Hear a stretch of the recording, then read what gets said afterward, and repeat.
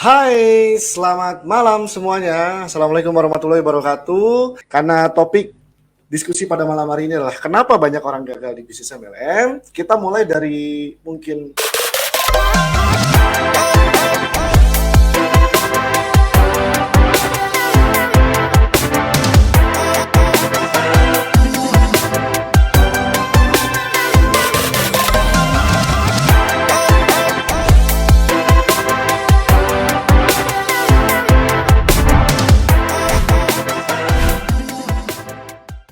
kemarin saya sempat bahas tentang industrinya sedikit ya sama teman-teman di live streaming beberapa hari yang lalu.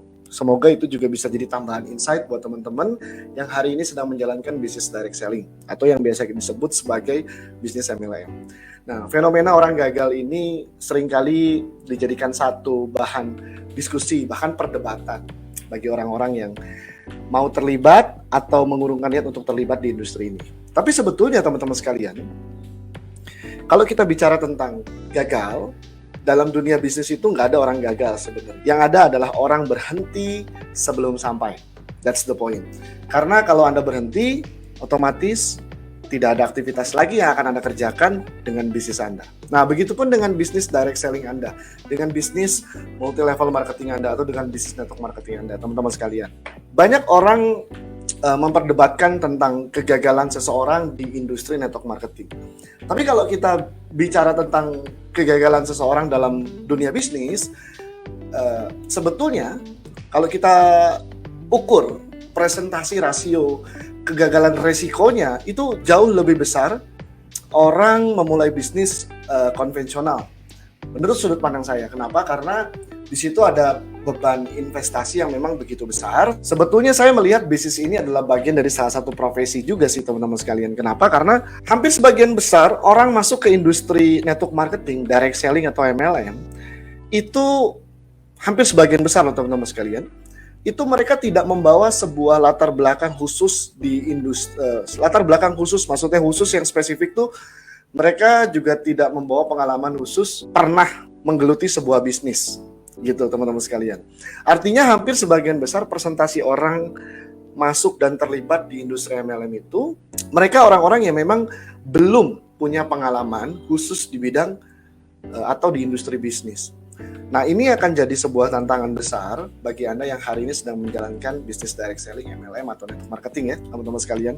Kenapa? Karena presentasinya lebih besar orang yang masuk itu bukan dari kalangan orang-orang yang punya pengalaman di bidang bisnis, otomatis perlu ada satu platform atau perlu ada satu wadah yang bisa mendistribusikan informasi yang jauh lebih lengkap mengenai industri network marketingnya, teman-teman sekalian. Karena untuk terlibat dan masuk pada saat Anda join di industri network marketing atau direct selling atau MLM, hampir sebagian besar yang dibutuhkan yang pertama adalah yang penting Anda mau, gitu loh. Karena setahu saya, investasi yang dikeluarkan untuk memulai, investasi ya modal ya, untuk memulai menjalankan bisnis network marketing, direct selling ataupun MLM, itu sangatlah kecil. Bahkan biaya keanggotaannya itu benar-benar sangat kecil sekali.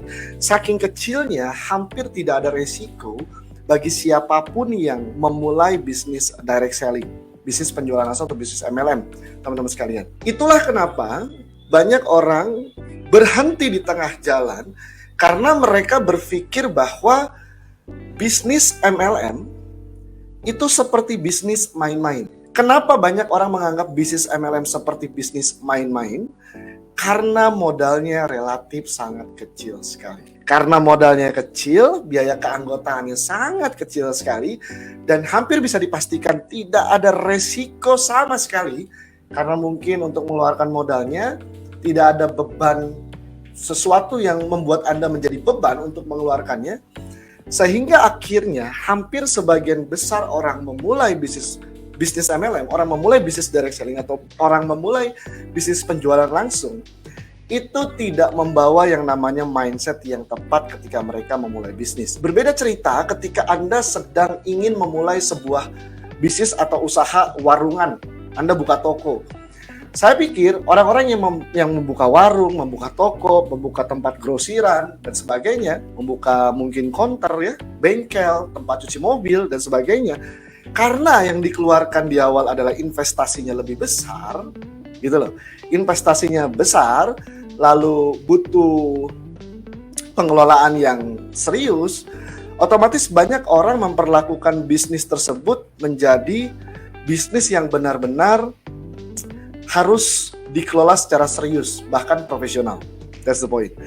Tetapi berbeda ketika orang masuk ke bisnis MLM. Karena banyak orang yang masuk ke bisnis direct selling, MLM, itu begitu mudah, begitu sederhana, begitu gampang.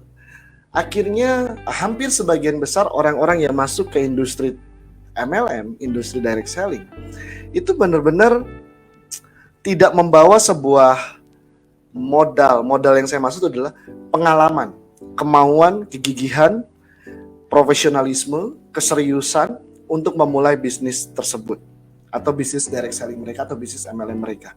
Ini adalah tantangan terbesar bagi Anda yang hari ini ingin memulai bisnis network marketing sebetulnya. Karena masuknya gampang, mulainya gampang, modalnya kecil, maka banyak orang yang masuk ke bisnis ini, masuk ke industri ini, itu bukan karena sebuah reason, sebuah alasan yang spesifik untuk membangun yang namanya bisnis. Kadang ada yang cuman ikut-ikutan, ada yang cuman karena lihat orang sukses, terus mau coba, mau mengadu nasib, lalu masuk ke bisnis MLM. Ada juga orang yang mereka menganggap bahwa kok kelihatannya gampang banget ya, gitu kan, lihat orang kok bisa sukses di MLM, terus akhirnya mereka juga terlibat dengan menganggap, membawa mindset, oh ini bisnis yang gampang. That's the point. Nah akhirnya ketika mereka masuk, mereka lupa, teman-teman sekalian, ada sesuatu yang banyak orang lupa, bahwa untuk memulai dan mengembangkan sebuah bisnis, seseorang atau pemilik bisnis tersebut itu harus memiliki yang namanya knowledge dan skill. Maksudnya knowledge dan skill itu kayak gimana Pak Dery? Ya, sebagai seorang business owner, kita bicara Anda nggak sedang nggak cuman jualan dagang gitu ya, Anda benar-benar membangun bisnis di MLM. Banyak orang yang tidak sadar bahwa untuk membangun sebuah bisnis di industri network marketing pun, walaupun Anda sudah diberikan yang namanya sistem, Anda sudah diberikan penawaran kompensasi dari yang namanya marketing plan di sebuah perusahaan multi level marketing atau direct selling, ada satu hal yang banyak orang lupa teman-teman sekalian, bahwa untuk bisa membesarkan bisnis mereka di industri network marketing atau MLM atau direct selling, mereka perlu mempelajari knowledge dan skillnya. Knowledge apa yang harus Anda pelajari di awal, sehingga itu bisa banyak membantu Anda dalam memulai bahkan mengembangkan bisnis direct selling atau MLM Anda. Lalu skill apa yang harus Anda latih di awal, sehingga itu bisa banyak bukan hanya membantu, tapi menyederhanakan Anda ketika Anda memulai mengembangkan bisnis direct selling Anda atau bisnis MLM Anda. Nggak tiba-tiba ketika Anda join daftar, walaupun di bisnis direct selling biasanya Anda akan diberikan kesempatan untuk memiliki yang namanya mentor. Mentor Anda biasanya adalah sponsor Anda atau upline aktif terdekat Anda. Mereka akan menjadi mentor Anda. Mereka yang akan memberikan panduan kepada Anda, guidance. Mereka yang akan memberikan edukasi kepada Anda seputar industri yang hari ini sedang Anda kerjakan di MLM. Mereka juga akan banyak memberikan tambahan atau membantu Anda dalam membuat rencana, target, dan strategi. Tetapi teman-teman sekalian, yang harus perlu Anda ketahui dari mulai sekarang adalah sponsor, mentor Anda, upline aktif Anda adalah support line Anda, bukan orang yang menjamin Anda pasti sukses. That's the point. Saya ulangi. Jadi sponsor, upline aktif Anda, mentor Anda, coach Anda, itu adalah support line Anda, orang yang mendukung Anda, orang yang bisa pendukung Anda, dan mereka akan mendukung Anda untuk bisa berkembang dan mengembangkan potensi skill yang ada di dalam diri Anda sehingga Anda bisa mengembangkan bisnis Anda. Bukan orang yang menjamin Anda sukses. Kenapa banyak orang gagal di bisnis MLM? Ya tadi, karena mereka berpikir bahwa Ketika mereka join di bisnis MLM, mereka join di bisnis direct selling, mereka menganggap, mereka berasumsi bisnis mereka 100% itu akan diurus oleh sponsornya, akan diurus oleh upline-nya, akan diurus oleh leadernya. Menurut saya ini adalah sudut pandang yang kurang tepat, teman-teman sekalian. Kenapa kurang tepat? Karena ketika Anda memiliki mindset seperti ini, otomatis Anda tidak akan memiliki rasa responsibility terhadap apa yang akan Anda kerjakan atau terhadap bisnis yang Anda kerjakan saat ini. Besar atau tidaknya bisnis Anda, berkembang atau tidaknya bisnis Anda, itu memang dipengaruhi dari support lainnya, tetapi itu hanya sekian persennya. Yang mempengaruhi paling besarnya adalah Anda, pemilik bisnisnya atau bisnis ownernya, yaitu Anda. Anda yang mengoperasikan. Untuk bisa memulai, kan perlu tuh Anda pelajari yang namanya skill-skill yang fundamental gitu loh. Fundamental itu apa Pak Denny? Skill atau keahlian-keahlian dasar apa yang mulai Anda harus bisa latih, dan itu bisa banyak membantu bisnis Anda di bisnis direct selling Anda, bisnis MLM Anda, itu bisa lebih cepat menghasilkan income untuk Anda. Kok income Pak Dery? Ya karena Anda sedang berbisnis kan, bukan sedang membuat yayasan sosial gitu. Karena banyak yang ya maksudnya gini loh, ya memang bisnis Anda harus bermanfaat untuk orang. Tetapi kalau cuma bermanfaat aja, kan Anda nggak perlu punya bisnis. Nggak perlu punya bisnis, Anda bisa bermanfaat juga kok, kayak gitu. Nggak perlu punya bisnis, Anda juga bisa kok kasih sesuatu yang menginspirasi buat orang. That's the point. Jadi intinya Anda masuk bisnis MLM, intinya kenapa Anda gabung di bisnis MLM? Karena Anda sudah tahu apa yang akan Anda dapatkan lewat bisnis ini, lewat bisnis MLM tersebut. Sehingga konsekuensinya adalah bagaimana caranya Anda bisa start, Anda bisa memulai bisnis Anda itu menjadi bisnis yang profitable untuk Anda, bisnis yang benar-benar bisa menghasilkan income untuk Anda. Sesederhana itu, teman-teman sekalian. Nah, kenapa banyak orang gagal? Sebetulnya bukan gagal, tapi mereka berhenti. Kenapa mereka berhenti? Karena ternyata apa yang mereka harapkan di awal mereka join itu ternyata tidak sesuai dengan ekspektasi yang mereka inginkan. Yang tadi di awal, banyak orang menganggap, wah kalau saya join di MLM 100% bisnis saya ini akan diurusin. Ini mindsetnya nggak gini teman-teman sekalian. Kalau mindsetnya seperti ini, oke, kemungkinan bukan hanya Anda, tetapi semua orang yang bergabung di industri ini itu tidak akan punya responsibility, rasa tanggung jawab terhadap apa yang dia kerjakan. Kenapa harus punya responsibility? Kenapa Anda harus punya rasa tanggung jawab terhadap apa yang Anda kerjakan di bisnis direct selling Anda? Because, karena itu adalah bisnis Anda. Layaknya Anda membuka sebuah toko atau minimarket atau unit usaha, ketika Anda membuka unit usaha, berarti kan Anda pemiliknya tuh. Ya berarti Anda yang bertanggung jawab terhadap maju atau tidaknya bisnis Anda, teman-teman sekalian. Jadi orang berhenti itu karena tadi pertama, rata-rata memang ternyata apa yang mereka inginkan, apa yang mereka harapkan di awal itu tidak sesuai dengan ekspektasi yang mereka mau. Itu yang pertama. Yang kedua, banyak orang pengen menghasilkan sesuatu yang instan tanpa melewati yang namanya proses. Proses yang dimaksud adalah untuk bisa menghasilkan sesuatu, Anda perlu punya keahliannya, gitu. Maksudnya, untuk menjadi seorang pesepak bola yang profesional, kalau Anda mau dibayar mahal, berarti kan otomatis Anda bukan cuma bisa main bola doang. Anda juga harus punya keahlian khusus untuk bisa bermain bola. Anda harus benar-benar menjadi orang yang profesional di dalam sepak bola, sehingga Anda bisa dibayar mahal. Begitupun ketika Anda menjadi koki, pengacara, dokter, dan sebagainya. Nah, pertanyaannya simpel. Ketika hari ini Anda baru mulai, Anda baru join di bisnis direct selling, di bisnis penjualan langsung, apa yang harus Anda lakukan? Nah, sebetulnya simpel, teman-teman sekalian. Mulai cari tahu knowledge apa dan skill apa yang harus mulai Anda pelajari dan Anda latih di dalam diri Anda, sehingga itu bisa banyak membantu bisnis Anda dan diri Anda untuk bisa menghasilkan sesuatu yang profitable, menghasilkan untuk Anda. Mungkin di awal, ya kan, sponsor, upline Anda, mentor Anda, upline aktif Anda, leader Anda, gitu kan ya.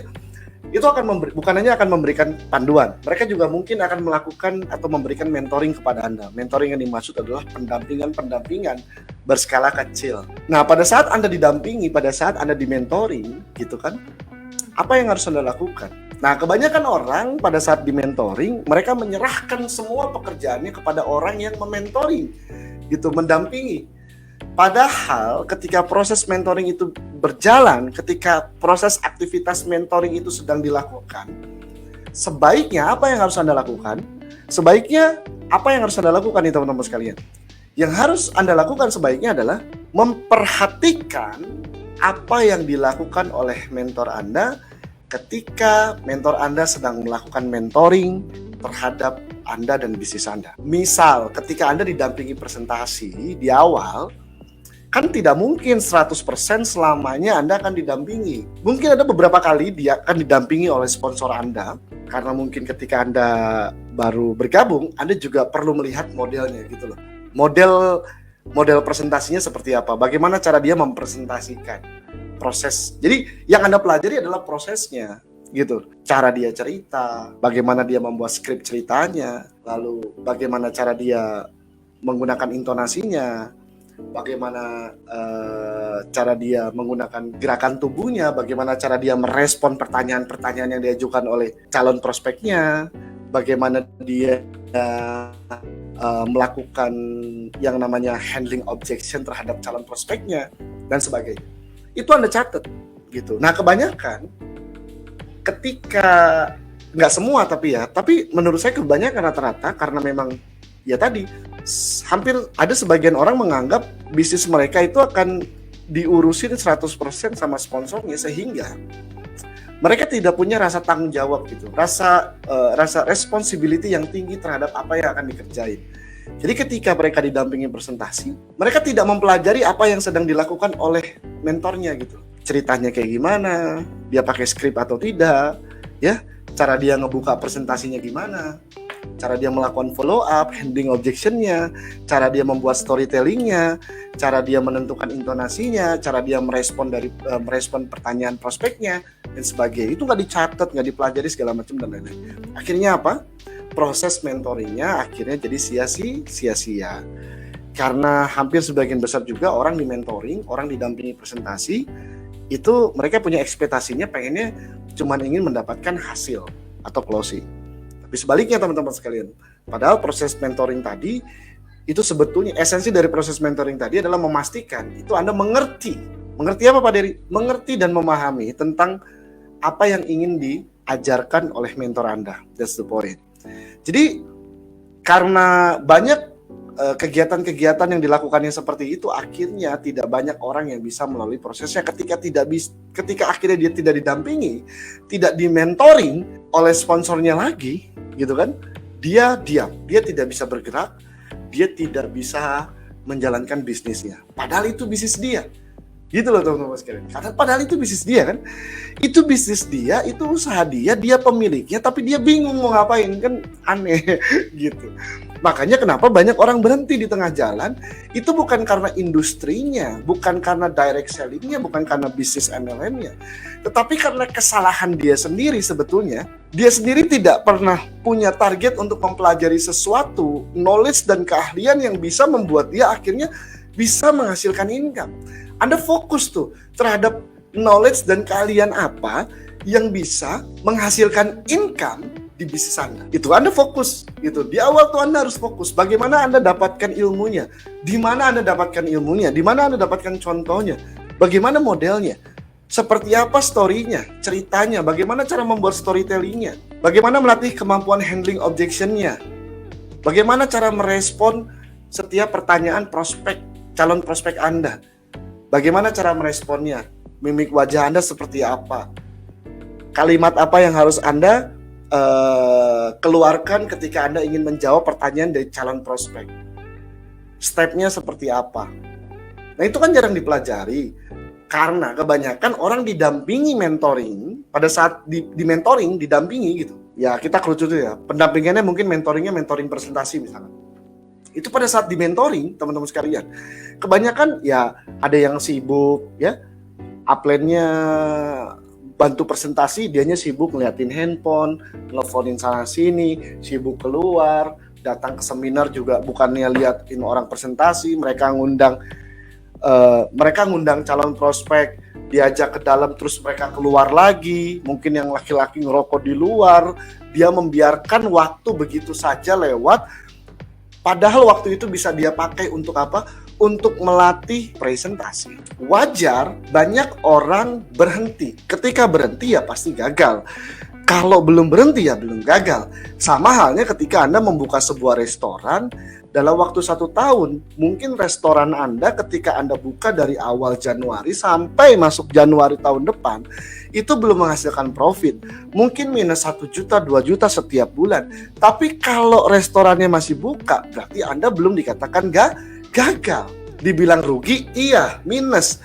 Tapi yang namanya business owner, kalau rugi 1 bulan, 2 bulan, nanti 3 bulan, Anda pemilik restoran di bulan pertama, bulan ketiga sampai bulan ke-6 masih rugi, berarti kan bukan restorannya sebetulnya yang harus diperbaiki terlebih dahulu, tetapi mungkin ada something yang berkaitan dengan bisnis tersebut yang perlu Anda optimasi.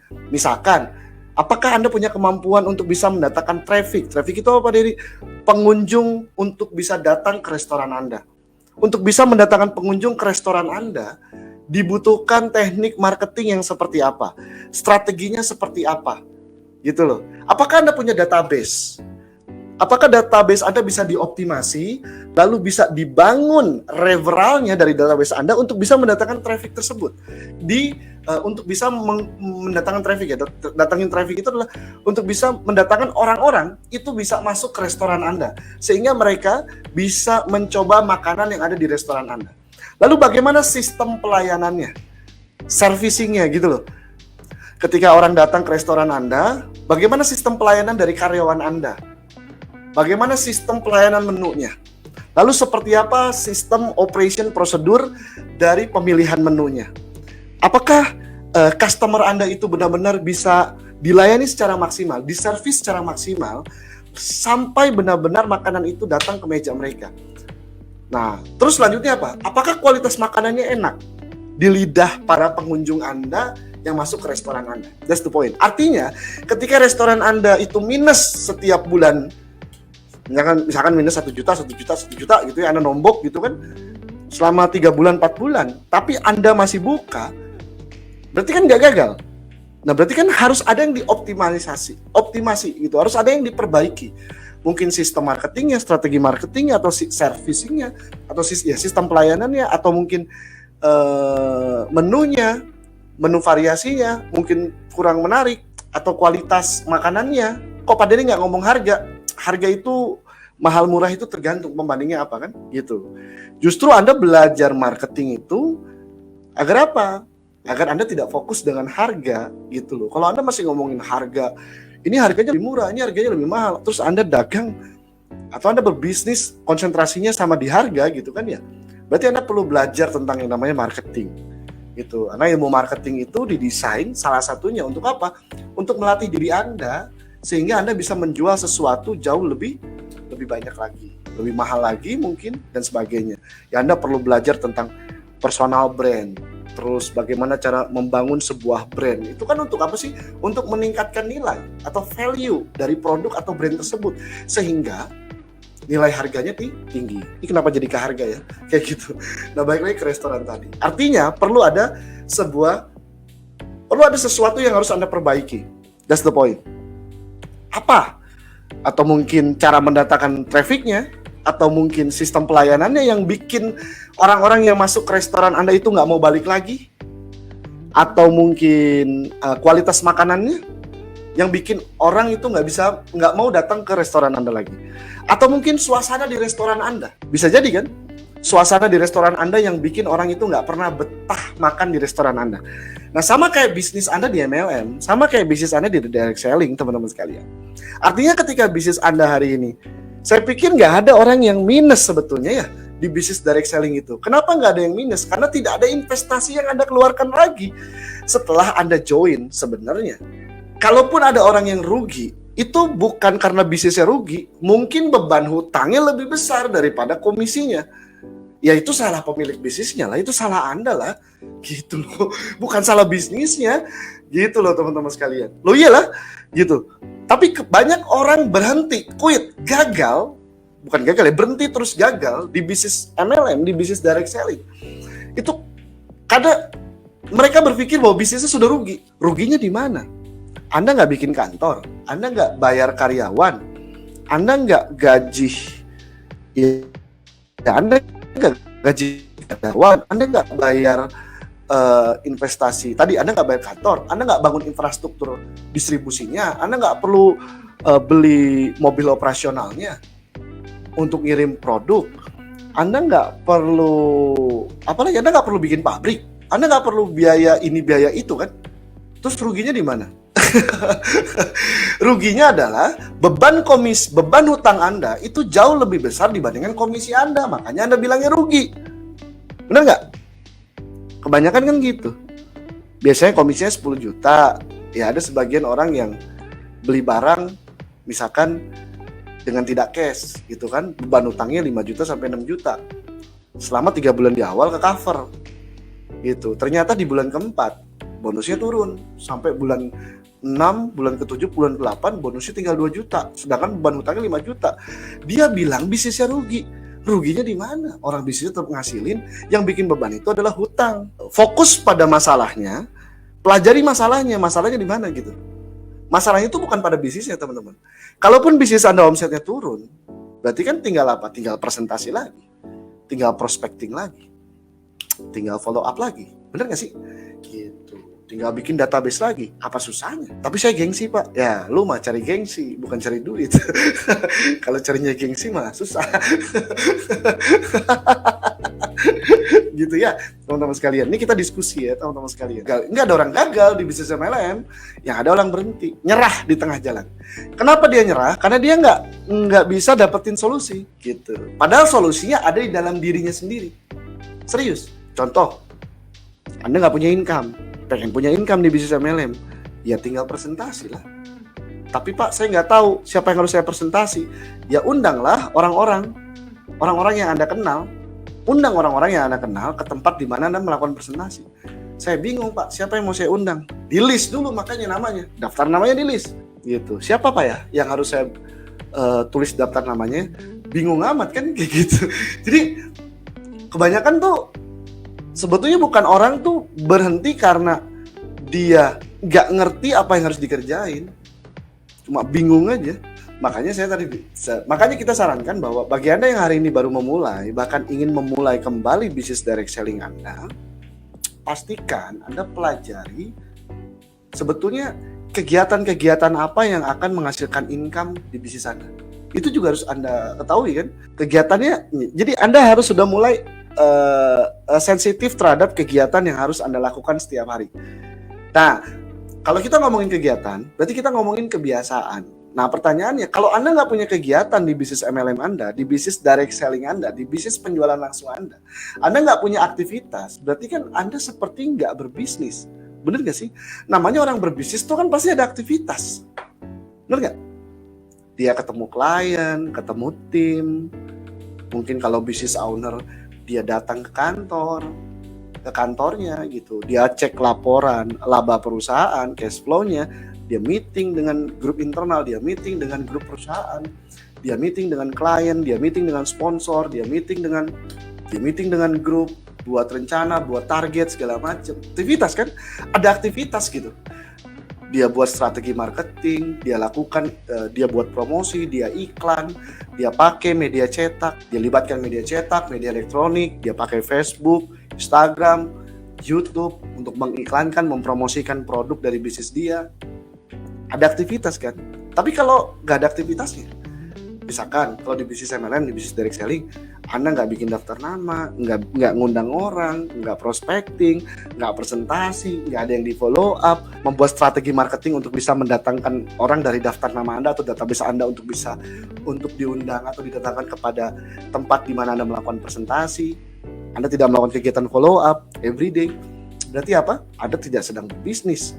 Kalau setiap hari cuman nganterin produk doang, Anda bukan pebisnis. Bener nggak? Jadi simple. Kalau Anda hari ini baru mulai, langsung set up, ya. Set up apa? Schedule activity-nya, gitu. Agenda aktivitasnya.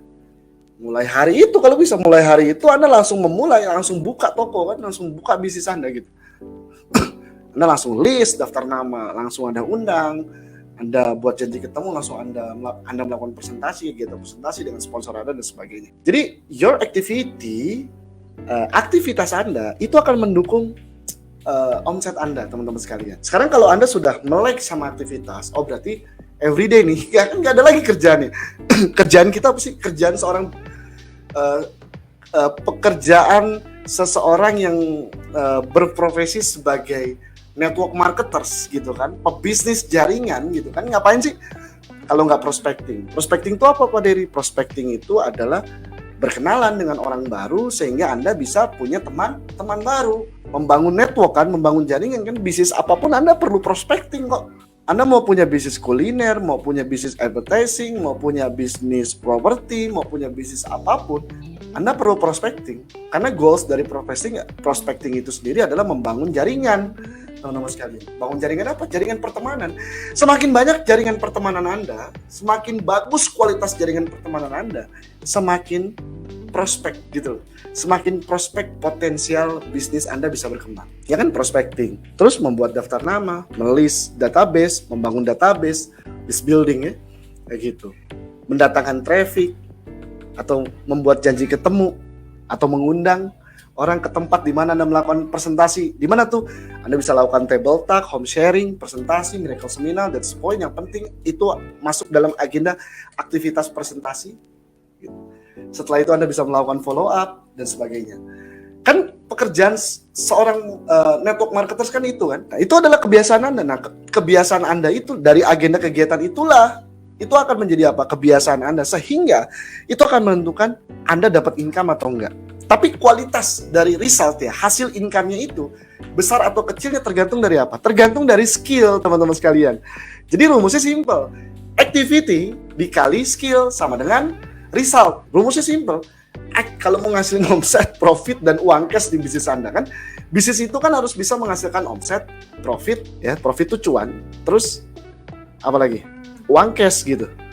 Maksudnya nggak mungkin ada profit kalau nggak ada omset kan, gitu. Kan Anda dapat uangnya ketika terjadi omset, bukan ketika recruiting orang gitu loh. Kalau cuman recruiting Anda dapat duit, itu namanya money game. Tapi bisnis direct selling itu profit Anda dihasilkan dari omset. Nah, omset itu dihasilkan dari mana? Dari activity.